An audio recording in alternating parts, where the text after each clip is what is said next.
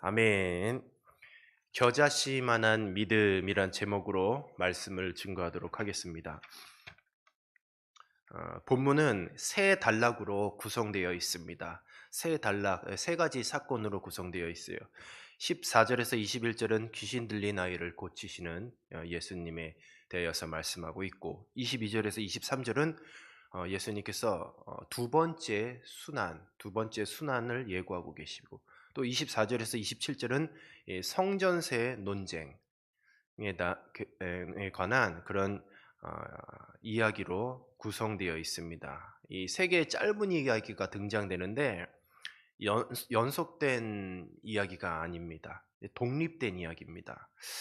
그래서 이 본문을 볼 때에 이 참으로 연속된 이야기도 아니고 독립된 이야기를 왜 이렇게 하나의 본문으로 정하였는가?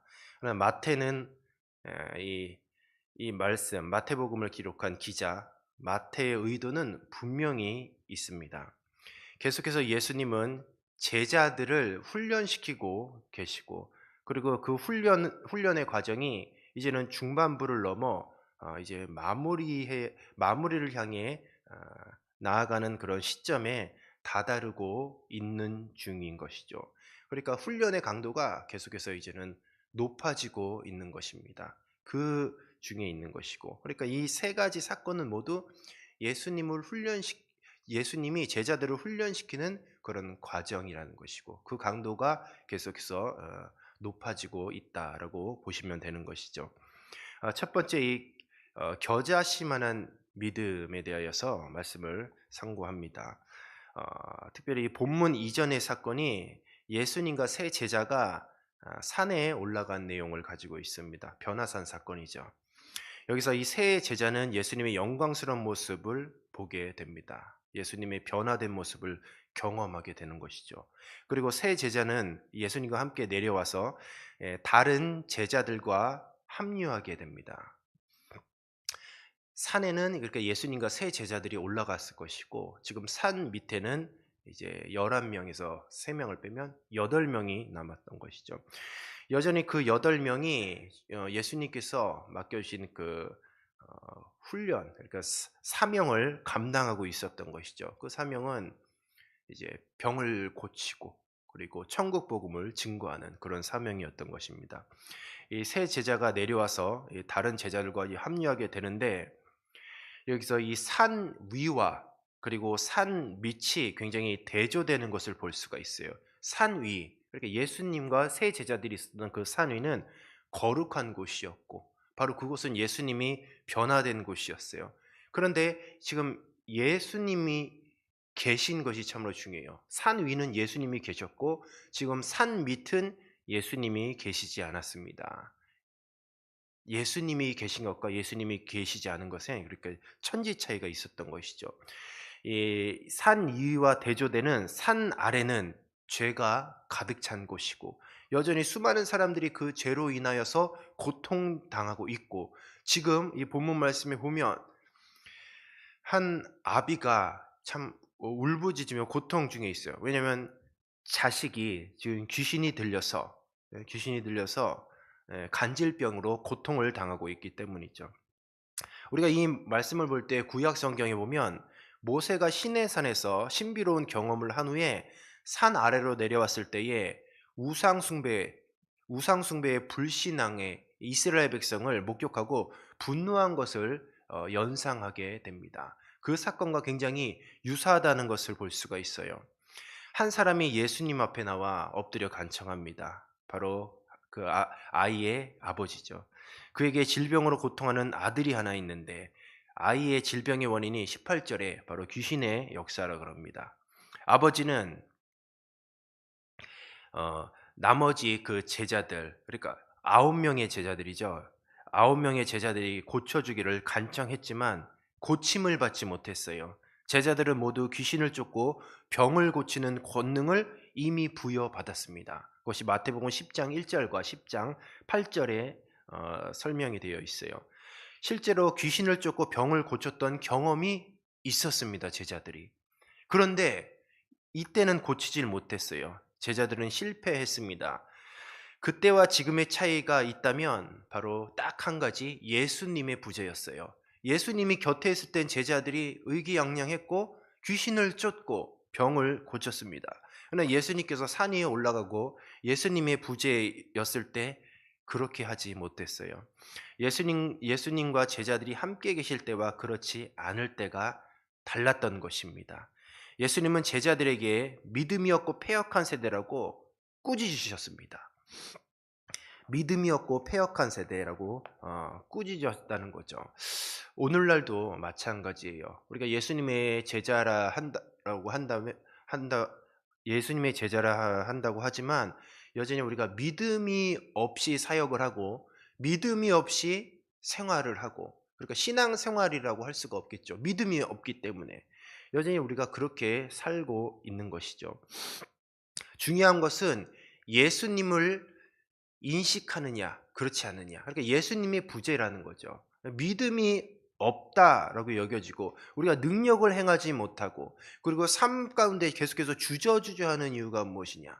제자들은 병을 고치지 못하고 귀신을 쫓지 못했습니다. 예수님이 곁에 계실 때는 할 수가 있었어요. 하지 못했던 이유는 예수님이 안 계셨기 때문에, 예수님이 안 계신 것을 인식했기 때문에 그렇게 하지 못했던 것이죠. 우리의 삶도 마찬가지예요. 예수님이 제자들을 향하여 패역한 세대, 믿음이 없다라고 꾸짖으셨어요. 마찬가지입니다. 우리도 우리들의 마음에 계신 이 성령 하나님이 계시다는 것을 인식하지 못하고 그 믿음 없이 산다면 우리도 여전히 예수님께 책망들었던 이 책망의 소리를 들어야 되는 것이죠. 과연 우리의 삶 가운데 얼마나 우리는 예수님을 신뢰하고 우리들의 마음에 계신 성령님과 동행하고 살고 있습니까? 그런 것들을 볼 때에 과연 우리들의 삶을 돌아볼 때 우리가 믿음이 없는 패역한 세대가 바로 내가 아닌가를 우리는 돌아봐야 하겠습니다. 예수님이 제자들을 책망하신 것은 예수님이 고약한 분이 아니셔요. 예수님은 곧 십자가의 순환을 통해 이제는 제자들과 물리적으로 함께할 수 없으셨습니다. 그렇기 때문에 의도적으로 이제는 물리적으로 예수님과 제자들이 떨어지는 그런 훈련을 해야 됐던 것이고, 그래서 잠시 산에 올라가서 이 제자들의 그 물리적인 부재를 경험하게 해주신 것이죠. 그리고 내가 없을 때 내가 권능을 줬지 않느냐, 한번 곧 너희가 할 수 있는 그 사역을 감당해 봐라 라고 했던 것이죠. 그러나 예수님이 계시지 않았기 때문에 그들은 예수님을 인식하지 못했어요. 권능을 받았음에도 불구하고 그것을 믿지 못했던 것이죠. 예수님이 계시지 않아도 병을 고치고 귀신을 쫓고 생명을 살리는 사역을 계속 이어가야 했었는데 그러지 못했어요. 어린아이 시절에는 마냥 즐겁게 뛰노는 것이 얼마나 사랑스럽습니까? 그런데 출가를 앞둔 자녀가 그냥 마냥 즐겁게 뛰어논다. 이게 사랑스러울까요? 혼나야죠. 엉덩이 맞아야죠. 이제 곧 예수님은 예루살렘 성에 입성하셔서 이제는 육신적인 예수님의 부재를 경험해야 되는데 제자들을 이렇게 보니까 답답하신 거예요. 답답하신 거. 그러니까 이제서 훈련의 강도를 높이셔서 이제는 잠시 예수님이 좀 사라지시는 시간을 좀 가지시는 거죠. 그리고 해보라는 거죠. 했더니 못하는 거죠. 그러니까 예수님이 답답한 겁니다. 예수님이 마음이 고약해서가 아니라 사랑하기 때문에 이 믿음이 없고 패역한 세대요. 어떻게 예수님이 그런 말씀을 하실 수 있을까? 하실 수 있죠. 여러분 자녀들 사랑하잖아요.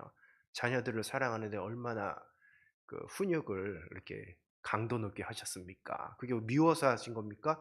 출가를 앞뒀기 때문에 앞에 문제가 뻔히 보이기 때문에 때로는 강하게 질책을 하고 훈육을 하기도 하는 것이죠. 예수님은 제자들을 향해서 부모님의 마음이셨던 것이죠. 그래서 이제 곧 예수님이 부활하시고 승천하셔서 물리적으로 함께 계시지 못하는데 여전히 어린아이처럼 지금 앞에서 막 뛰어놀고 있는 겁니다. 누가 크냐 누가 작냐 이런 얘기만 하고 예수님이 얼마나 답답하셨겠습니까? 예루살렘 성에 이제 곧 입성하시는 그 예수님이기 때문에 제자들을 조금씩 그 훈련의 강도를 높이고 계신 것이죠. 예수님은 아이를 데려오라고 명하시고 악한 귀신을 꾸짖자 즉시 귀신이 떠나가고 아이가 회복됩니다. 제자들은 왜 귀신을 쫓아내지 못했는지 예수님께 물어요. 예수님은 그 원인을 믿음의 결핍이라고 말씀하십니다. 우리들의 신앙생활 그리고 맡겨진 이 사명을 감당하는 것은 우리가 사명을 감당할 때에 잘 안 되는 경우가 있어요. 뜻대로 주님 나에게 맡겨진 사명이 있는데 이렇게 해봐도 안 되고 저렇게 해봐도 안 되고 안 될 때가 있습니다. 주님 맡겨진 이 사명을 감당하는 것은 스킬과 경험의 문제가 아니에요. 스킬과 경험이라고 한다면 뭐 저와 여러분 예수님 믿는 그 연수만 봐도 얼마나 많습니까? 경험으로 치자면 다 박사학위 한 두세 개쯤은 갖고 계셔야 될 분들입니다.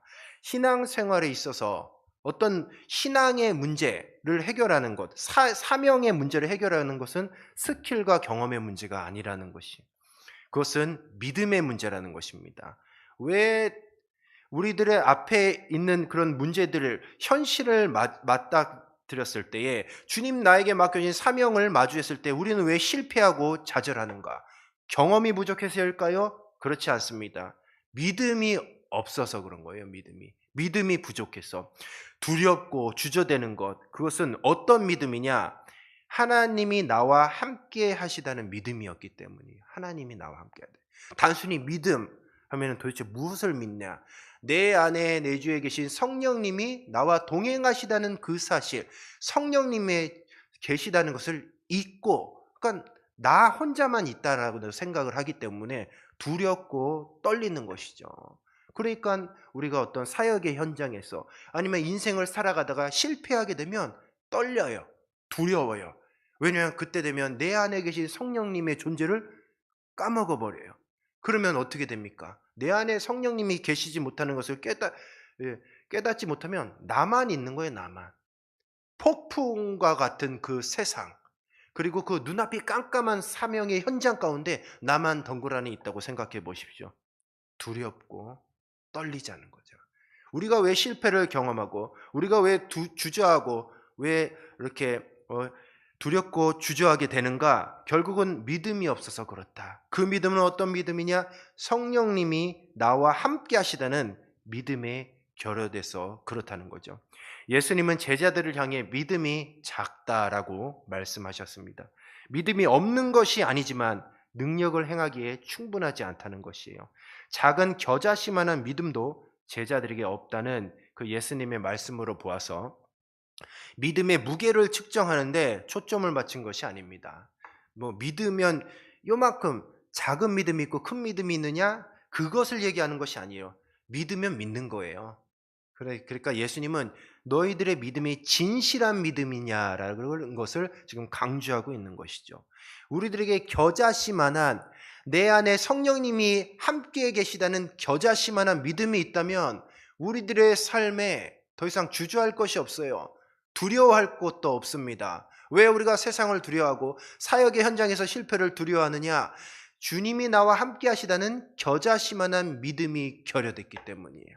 그 믿음이 있다고 한다면 모든 일을 능치 못할 일이 없다라는 것이죠. 과연 내 안에 진실한 믿음이 있느냐? 내 안에 성령님이 늘 나와 동행하시다는 그 확실한 믿음이 있느냐를 오늘 말씀을 통해서 저와 여러분에게 물어보고 계시다는 것이죠. 두 번째 순환 예고를 하십니다. 예수님은 믿음에 대하여 의기소침해 있는 제자들에게 참 그 제자도의 참 의미를 지금 말씀하고 계세요. 이제 주님께서 예루살렘 성에 입성하시고 고난 당하실 날이 얼마 남지 않았습니다. 계속해서 지금 이제는 훈련을 시키는 거예요. 그래서 두 번째 순환 예고를 하시는 거죠. 사람들의 손에 인자가 넘겨질 것과 죽임을 당한 후에 제3일에 살아날 것을 말씀하고 계십니다. 제자들을 처음에 예수님께서 데리고 다니시면서 그들을 교육하시면서 처음에는 예수님의 순환을 말씀하지 않으셨어요. 예수님의 고난에 대해서 말씀하지 않으셨습니다. 오병이어를 체험하고 그리고 어느 정도 제자들이 수준에 이르렀을 때에 예수님은 그제서야 첫 번째 순환을 말씀하시고 두 번째 순환도 말씀하시고 세 번째 순환을 말씀하셨습니다. 그러나 제자들은 여전히 매우 근심하고 예수님의 부재를 두려워하고 있었어요. 아직 멀었다는 것이죠. 나아가서는 이 성전세 논쟁이 있습니다. 장면이 갑자기 갈릴리에서 가버나움으로 바뀌게 돼요. 장소가 이동한다는 것은 이제는 결국 갈릴리에서 가버나움으로, 가버나움에서 이제는 예루살렘으로 곧 장소가 변한다는 거죠. 장소가 바뀐다는 것은 이제는 주님의 순환이 임박해지고 있다라는 그런 것들을 나타내는 것이에요. 예루살렘을 향해 가고 있는 그런 예수님이었던 거죠. 본문 말씀을 보니 성전세 담당관들이 베드로에게 세금 반세겔을 청구합니다. 반세겔은 20세 이상의 유대 남자가 매년 납부하는 성전 세금을 의미하는 것이에요. 예수님께서 먼저 물으셨습니다. 세상 임금들이 관세와 국세를 징수하는 대상이 아들과 타인 중에 누구냐라고 물으셨을 때 나라의 주인이 이 보호의 명목으로 세금을 징수하는 대상은 당연히 타인입니다. 여기서 타인은 혈연 관계에 있는 아들이 아닌 모두를 총칭하는 거예요. 그래서 타인이냐 아들이냐를 물으신 것이죠. 아들은 징세의 대상이 아닙니다. 베드로는 타인에게서 세금을 걷는다고 대답했어요. 예수님은 아들들은 세를 면하리라 라고 말씀하셨습니다. 예수님이 누구십니까? 하나님의 아들이에요. 하나님은 만왕의 왕이시라는 것이죠. 만왕의 왕이신 그 하나님의 아들이시다면 예수님께서는 당연히 세금을 내실 필요가 없으셔요. 세상의 왕들이 자기 자녀들에게 세금을 물리지 않아요.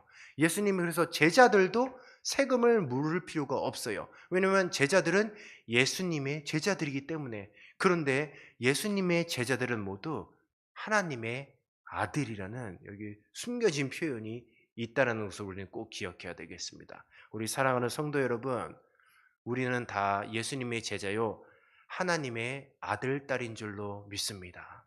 그렇다면 오늘 이 본문 말씀에 보면 우리도 세금을 낼 필요가 없어요. 세금을 근데 내면 안 되겠죠. 오늘 본문 말씀에 보니 예수님께서도 세금을 내셨습니다.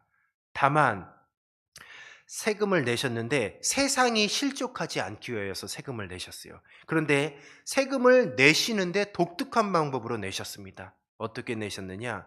바로 낚시를 해서 건져 올린 물고기 뱃속에서 한 세계를 통해서 세금을 내셨습니다. 이것은 무엇을 의미하느냐? 바로 낚시로 건져 올린 고기 뱃속에서 한 세계를 이렇게 건져 올리게 하신 바로 그분이 누구시냐? 하나님의 아들이시라는 거죠. 예수님이 성전세를 내셨는데 세상 법을 따르지 아니하고 세상의 법을 뛰어넘는 예수님의 방식으로 내셨다는 것이죠. 그러니까 예수님은 세금을 내시지만 그것을 통해서도 제자들에게 예수님께서는 하나님의 아들이심을 또 교육하고 계셨던 것입니다. 얼마나 이것도 기적이죠. 말이 안 되는 이야기인데 예수님께서는 그냥 행하시는 것이죠. 그것을 통해서 제자들은 주저하였던 그 제자들, 예수님을 믿지 못했던 그 믿음이 조금씩 성장해 가고 있는 것입니다. 오늘 말씀을 마치도록 하겠습니다. 오늘도 예수님이 나와 함께 하시다는 겨자씨만한 믿음이 있다면 우리의 모든 문제, 또 기도 제목, 근심과 염려는 아무런 문제가 되지 않는다는 것을 꼭 기억하시기 바랍니다. 우리가 염려하고 주저하는 것은 결국은 이 믿음의 결핍이라는 것. 어떤 믿음? 눈에 보이지는 않지만 내 안에 계신 성령님을 우리가 보지 못하고 느끼지 못하기 때문인 것이죠. 성령님이 내 안에 계시다는 확실한 믿음을 가지고 오늘도 담대하게 믿음으로 승리하시는 여러분이 되시기를 주님의 이름으로 축복합니다.